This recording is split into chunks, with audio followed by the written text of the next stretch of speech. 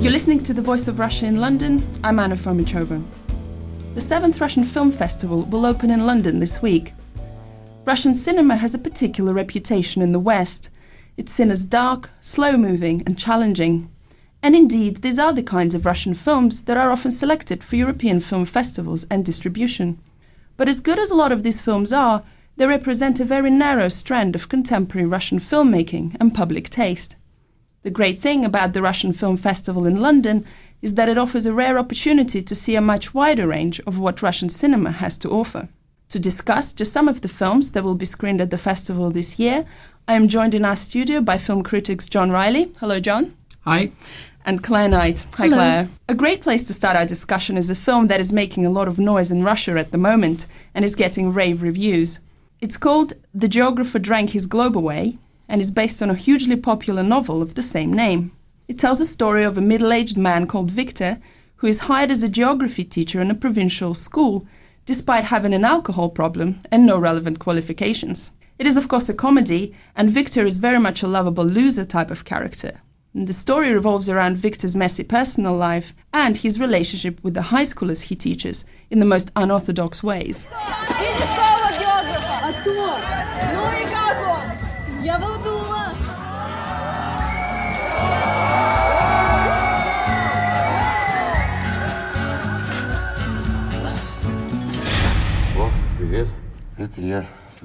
The Geographer Drank His Globe Away is a film that is very popular in Russia, but is unlikely to get distribution in the West. But do you think this film is too Russian in its humor and sensibilities? John, did you find it difficult to engage with it as a non-Russian? Or did you feel that it's an easy entry point into Russian kind of culture and mentality, if you will? Well, like you say, it's a very funny film. In a way, I saw it as a kind of a continuation of some of those 1970s comedies by people like Ryazanov and Gaidai, the irony of fate and those kind of films, those kind of slightly farcical comedies. I think, as you said in the introduction, the problem is that people in the West haven't really seen those sort of films. So in a sense, we're being launched into this almost raw. And had we seen the comedies from the 70s, we would have been much better prepared for The Geographer. Having said that, I think it is a funny film. It's got that kind of slightly farcical, slapsticky kind of humour that a lot of Russian films have, which may be unexpected for Western audiences, but is really very much in the centre of Russian film comedy. What about you, Claire? Did you have a similar impression? Well, actually, I thought of the context for this film as being more the kind of the film that we see very often in American cinema, British cinema, and Canadian cinema, which I'm most familiar with, being Canadian, of the story of, the regions, the peripheries, as it were, where there are these sort of slightly zany characters. They've been to the big city, they've not quite made it there, they've come back home, and that's where they're most comfortable. And there are just these little odd things, nothing I would say that is so bizarre that we can't understand it as Western urban dwellers, as it were, but just a little bit off. And I think that that's what actually makes you laugh as a British or as a non-Russian viewer, is just the fact that you get that it is a little bit off. And you have these sort of, like you said, lovable loser characters. So I was very much reminded of, in Canada, we have a lot of Newfoundland cinema, and it's quite different from the rest of Canada. And it's that same sort of thing that even though if you're not familiar with Newfoundland culture, you still laugh because you just know it's it's a little bit creative, it's a little bit unique, and it's definitely worth a laugh. So you thought it was quite a goofy film? It was, but with very serious undertones, because it is dealing with with gender relations. It's dealing with the search for happiness, the search for even his identity. He's lost his identity. He's trying to find it. He tries to find it by attempting to become like a teenager again, which is a temptation, I think, when you're a high school teacher. I was once a high school geography teacher in a remote area as well, so I can get that. But so it does deal with these sort of dark, deep issues, but it's like it's dusted with humor. Yeah, I would say it's very much a kind of a mixed genre movie. In many ways, it definitely has a lot of comedy. That's a big emphasis, but it has a bit of drama in it. And you've mentioned films by Ryazanov, who was huge in the 70s, of course. But his comedies were often referred to as lyrical comedy. genre. So I think that has definitely that aspect. It has a bit of a road movie theme as Absolutely. well, coming of age, a romance, albeit quite an unconventional one, of course. But one of my favorite things that I think the film does is that it really plays around with the genre of an inspirational teacher. Film. I'm thinking of Dead Poets Society, obviously, here. You get this character, Victor, who is, he doesn't patronize the kids. He's definitely a black sheep. He talks to them about serious issues, takes them on a journey. But at the same time, he doesn't really seem to inspire, or does he? What is your take on this, John? You're right. I mean, it is part of that Dead Poets Society, Mr. Holland's opus, all of those kind of, taking this ragtag group of apparently difficult or children with, insoluble problems, and somehow by your unconventional but inspirational teaching, you bring them into line and you teach them something. And that would be the Hollywood line. And clearly this very much doesn't take that line. The geographer undercuts that kind of slightly saccharine-y kind of take on the story. As you say, there's a darker undertow, and whether it's a more realistic undertow is a good question. But it's certainly darker and less saccharine, and the result is less guaranteed. I mean, when you go into those films like Dead Poets Society, you know that though there will be problems and hiccups along the way, that somehow it will all work out in the end. And in a sense, although you never really doubt that the geographer is a comedy, it does have definitely a much darker undertow to it, yes. Did you feel, Claire, that it's a more honest take with your teaching experience? Is this a more honest take on this kind of story? Absolutely. The thing that I experienced as a teacher, I left after just 12 months of it because I went in there wanting to be, Mr. Holland and this sort of thing. And I found out that after 1 year, you don't actually make that much of an impact. So in that sense, I think at the end of the film, nothing really has changed. He's smoking tea leaves instead of nicotine by the end of the film, but that's about the only thing that has substantially changed. And I think that's very true to life, that it takes time. It takes years and years and years to become that kind of inspirational teacher. Just being quirky isn't enough. I wanted to draw attention to the humor of the film. Of course, we've mentioned already that it's a comedy. I found a lot of social satire elements. Did you pick up on any, Claire? Well, I did quite enjoy Victor's own his monologue about understanding what he was going through as being, the sufferings of a saint. And this was part of the reason why, although he pursued various women, he never really came to fruition with any of those relationships because he saw himself in this light of, denying himself and just suffering for love of his wife. And yet then we have Yevgenia Bryk's character, Akira, pointing out that he's really just being passive-aggressive. And I thought that was just the different interpretations, again, the gendered sort of interpretations there was really interesting. Sure. What about you, John? Any specific comedy moments that you found particularly amusing? I think just generally his character, and ultimately, as Claire said, the lack of any development, because again, with these sort of stories, what usually happens is that the school children are transformed and their lives, they're going to go out and become great poets or musicians or whatever. But really, the story is usually actually about the teacher and the transformation of the teacher. And, that old cliche about the teacher learns more than the students. And, of course, that doesn't happen here. The teacher doesn't learn any more than the students. Everybody pretty much comes out at the end of the film pretty much where they started. The second film I'd like us to discuss today could not be more different from The Geographer. It's called Mirrors and is the first ever screen adaptation of the extraordinary life of Marina Tsvetaeva, one of Russia's greatest poets. In fact, together with Anna Akhmatova, Boris Pasternak and Osip Mandelstam, she's one of the Great Four, as they are known, the giants of 20th century Russian poetry. Tsvetaeva's writing, as with the rest of the Great Four, were not widely available to Russians during the Soviet period and were not published officially until the Perestroika. But her poetry, indeed circulated in unofficial channels, was hugely popular, and her life was the stuff of legends. Nowadays, of course, her story is very well known in Russia and is one of the most famous Russian literary biographies. Кто? Боги благие, воры, повесь окоем глазка, глаз, красного коридора ляск, скинутая доска. Tsvetaeva's brilliant and tragic life story seems tailor-made for a grand biopic. Glamour and excitement of the early 20th century Russian cultural scene, great love stories, 2 world wars, revolution, emigration, tragic death, and great poetry, of course. It's surprising that it took so long to make it into a film. Did the filmmakers do it justice? The only thing I knew about her going into this was that she had had correspondence with a German poet I quite liked, Rilke. So I didn't know anything about her, and certainly this film did encourage me to do a little bit of research and do a little bit of reading about her life, because the way they've done it, you can tell that they are just hinting at little things. You know, like you said, that her life is the stuff of legends, and so I wanted to trace out what some of these legends were. I think the film did a fantastic job of resisting the kind of the impetus to diagnose the character, to explain every little thing about her, and instead they've left all these little Easter eggs or these little surprise references that you need to chase down to really get the fullness of the film. So again, it's another one of these films that is very rich, that is worth watching again, I think, once you've gotten to know a little bit more about her. Yes, I mean, with biopics, you have 2 options really, which is one to do basically on almost a birth to death kind of entire life story, or you choose some crucial event within the artist's life, and you see that as being the great turning point in their life. Capote, I think, is a great example. Exactly, of yes. Such film, yeah. Mirrors takes the first view.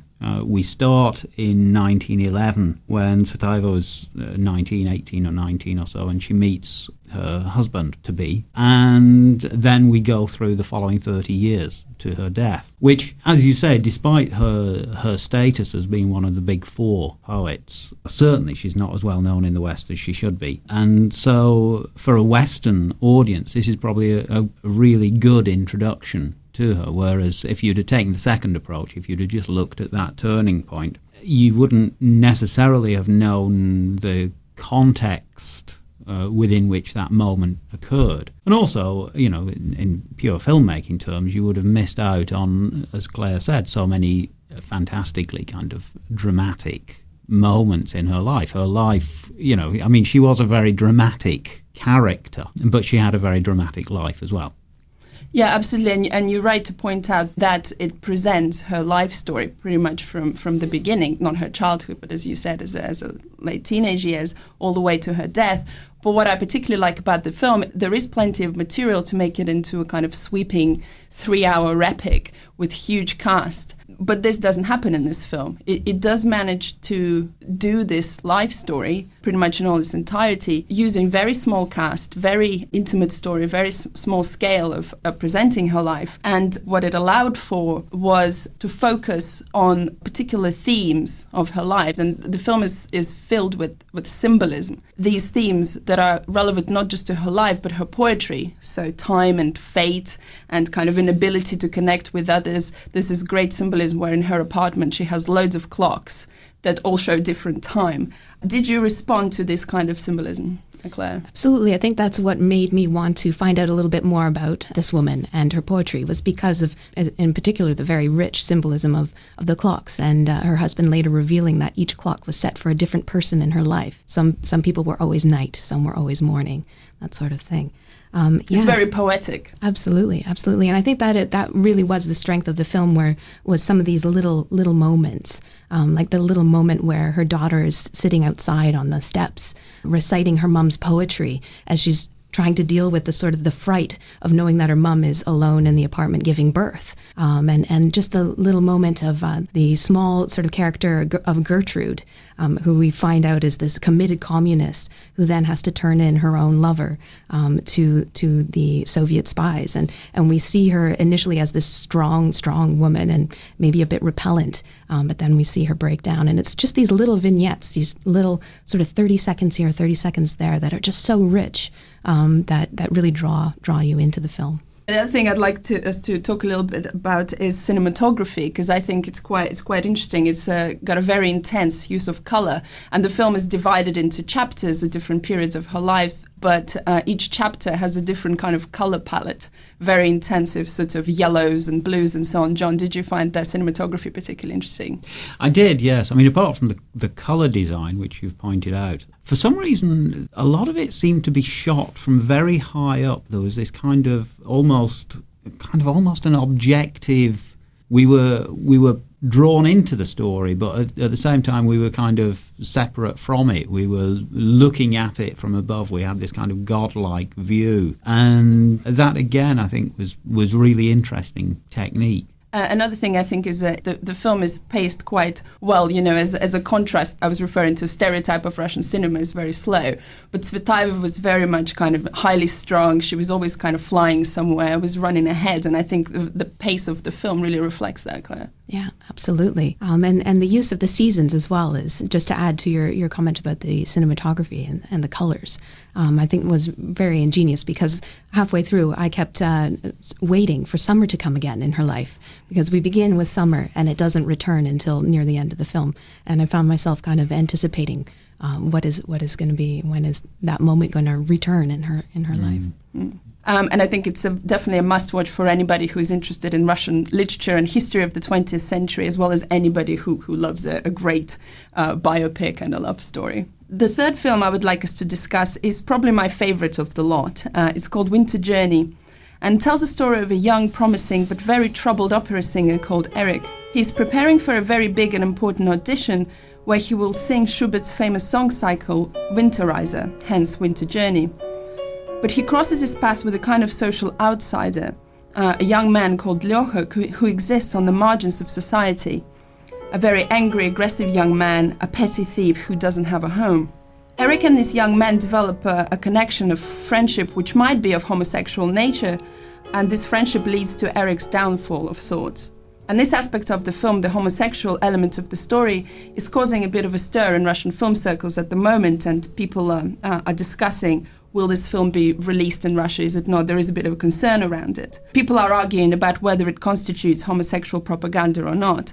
But all of this is quite unfortunate as far as I'm concerned, because it distracts from the rest of the film and the fact that it isn't really about homosexuality. It isn't an issue film, but it's about human connection and so many other things. And it's distracting from, I think, the absolutely beautiful cinematography by Mikhail Krichman, who I think is one of the best Russian cinematographers today. An incredible use of music, I think. I clearly like this film quite a lot. Did you have as much of a visceral reaction to it, John? Yes, I did. I thought it was visceral is the right word. It's a very, very engaging story. As you say, the gay theme, which, in a way, I think on the timing of the film's appearance obviously is just deeply unfortunate for the film. I suppose the part of the point of that element of the story is, again, it intensifies and racks up the difference between the two characters. As you say, that you have this young, slightly kind of Byronic, slightly maybe effete opera singer against this kind of young thug, who, when we first see him, he's involved in a fight on the metro with this stream of obscenities. And in a sense, the fact that one is gay and one isn't, it kind of just intensifies that clash between the two worlds, that counterpoint between the two characters. Yeah, what about you, Claire? Did you respond viscerally to it as much as I did? Absolutely. And I think you pointed out also the sound, the music in the film is fantastic. Not only the choice of songs, but the way that it was handled. The fact that you, as you discover in each scene, music that you think has been added to the soundtrack turns out to be from within the movie itself. And I think it was deliberately done, and it was very well done until we get to the final piece, where, I believe it was the piece about the devil that is used earlier in the audition, as well. That is the soundtrack to our final scenes when we see Lyocha just enraged and, walking with the only bit of sort of extra filmic soundtrack. It was very powerful. And I think you're right also that the timing of the film would threaten to overshadow really the core of the film itself, which for me was about this artist struggling to own the music that he was going to be performing. And with his mentor sort of telling him, you need to become the hero of the piece. And it seems like that actually is the source of a lot of his wanderings and his struggles and his decisions over the film, is this seeking to become the hero of Schubert's Winterreise, this person who loves unrequitedly. And we see at the beginning of the story, he's actually the object of unrequited love. And so that needs to transform. And we gradually see that. We see him as someone who's based indoors, even smoking inside. But gradually he starts going outside. He starts moving outside the way that Ljocha and also his friend Pasha have been sort of dominating the outside space. Suddenly he makes that transition as he starts going on these winter journeys.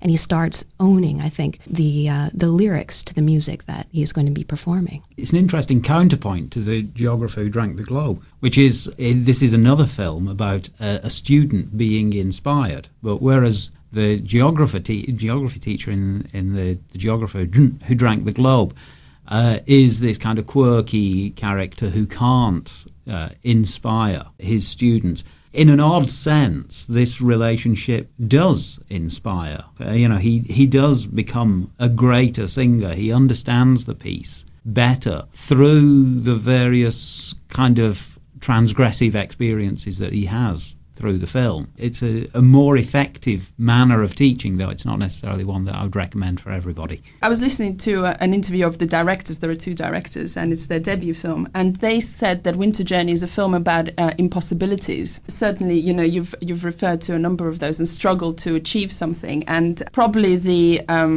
theme that affected me most, one of the central impossibilities, is the theme of social divide and the inability of the characters to reconcile that. And of course, you referred to, their sexuality being different, and that underscores that very much so. But yeah, they come from completely different places socially and culturally, and ultimately, of course, they are doomed to go their separate ways. But there is such beauty in this brief moment of them coming together. And my favorite scene in the film is when Eric is finally actually performing Winterreise at the audition, and Ljocha hears it from backstage, and his reaction is really quite incredible. It's such a touching, overwhelmingly powerful moment. Are there any other scenes in the film that touch you similarly, Claire? I'd say just the performance of Kachuk is just fantastic throughout the entire film. I really believed him as a sort of Job-like figure who is suddenly having his horizons expanded. I mean, that's why he came to Moscow, to escape the drudgery of his hometown, to find a life. He doesn't really find a life, but he encounters, I guess, the richness of life in a way. And so we see his eyes sort of opening. I think that scene is definitely the most powerful scene, as he is moved by this music that he hadn't considered before. But I think also his encounter with the little dog, and the way that he takes over care for this little dog.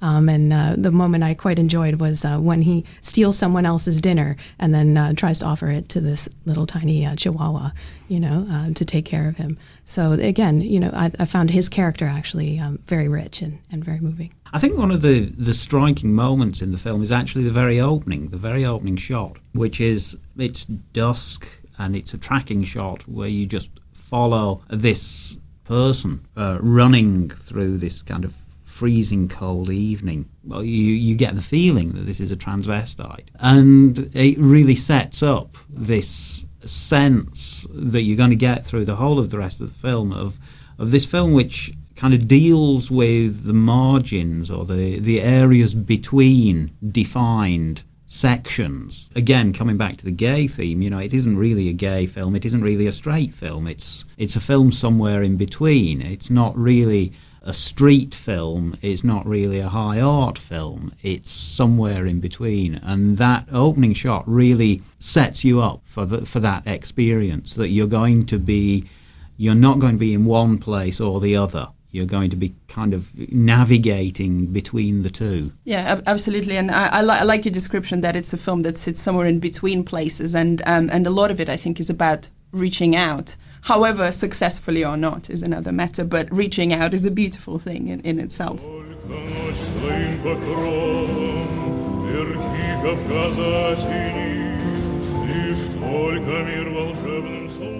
Just to round up our discussion, are there any other films in the festival program that you'd like to highlight? Any films you are particularly looking forward to seeing, Claire?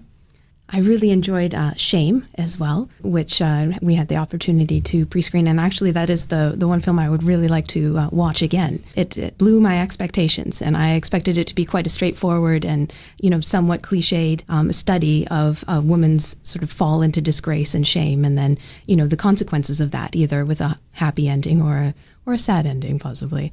And it just blew my mind when we realized partway through the film that this isn't a film about entering into a state of shame, but it's a film that begins already in a place of shame, and that we are seeing someone who is basically in a state of shock throughout the entire film, trying to deal with this burden, can't enunciate it, doesn't know how to deal with it, is attempting to deal with it by, alternately punishing herself and seeking release from it, and then finally finds redemption at the end of the film. So it's quite a hopeful film, I think, a very layered film, and beautiful use of color as well. So I would highly recommend that one. One of the things I'm looking forward to is there's a retrospective of the documentary filmmaker Vitaly Mansky. There's Pipeline, which is a very, very interesting kind of film about the Siberian to German pipeline. There's what seems to be quite a disturbing film about women in Cuba, which looks very takes a rather jaundiced view of what their lives have become. He has a kind of quite an odd take in that there's a kind of an objectivity to some of his films, in that, he quite likes to have long takes where the action simply unfolds in front of the camera, and it's a very kind of cool observational approach. But at the same time, it's actually kind of quite gripping and quite controlled. Yeah, absolutely. I would agree with you in highlighting Mansky's retrospective at the festival. Another film I'd like to highlight is called Bite the Dust, and it's a quirky comedy about a tiny village community in a provincial Russia, and this is actually the film that will be opening the festival. And the other film they're screening is not a new film, it's from 1997, and it's called The Land of the Deaf, and it's a really kind of cult movie from early post-Soviet period, and it's about love and survival in the chaos of that period. Land of the Deaf I really love. I think it's a great film. And it's a fantastic film, too, for anyone out there who is learning Russian, because they speak so slowly and clearly. It's fantastic. John Riley and Claire Knight, thank you very much for joining me here for our preview of Russian Film Festival. It will open in London on the 7th of November. For more information, go online for russianfilms.org or just search for 7th Russian Film Festival. Thank you for listening. Goodbye.